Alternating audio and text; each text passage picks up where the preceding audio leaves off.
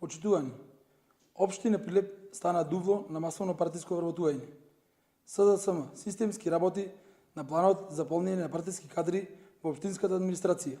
Прашуваме дали градоначалникот на општина Прилеп за нови партиски вработувања ќе потроши 100.000 евра.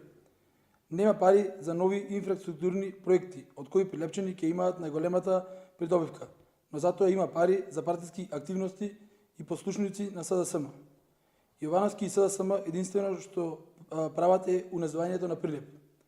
Дали градоначалникот Јовановски преку партиските вработувања сака да ги уцени граѓаните да гласаат за капиталистичко дело кое го потпишува Зоран Заев и владата на СДСМ со јужниот сосед, каде што се откажуваат од македонскиот идентитет?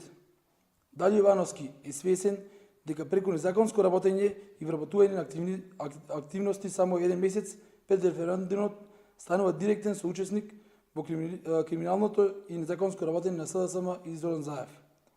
Пред известно време прашавме каков е бројот на новоработени во општина Прилеп и врз каков критериум истите се бирани, но не добивме конкретен одговор.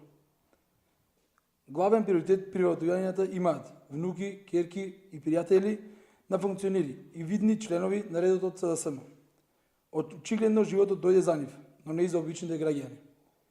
Иако во предизборната кампања токму СДСМ и Јовановски најавија транспарентност, за сега освен за замајување на народот со навидно никакво работење, без ниту еден значаен реализиран проект, нема ништо друго да му понудат.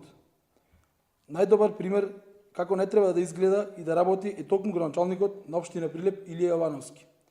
Затоа оваа ненародна власт мора што поскоро се замине за доброто на Македонија, за доброто на Прилеп, кој некогаш важеше за еден од најубавите градови. Народот е мудар, народот секојдневно и препознава лажните ветувања и штетите кои произлегуваат од договорот со Бугарија и Грција.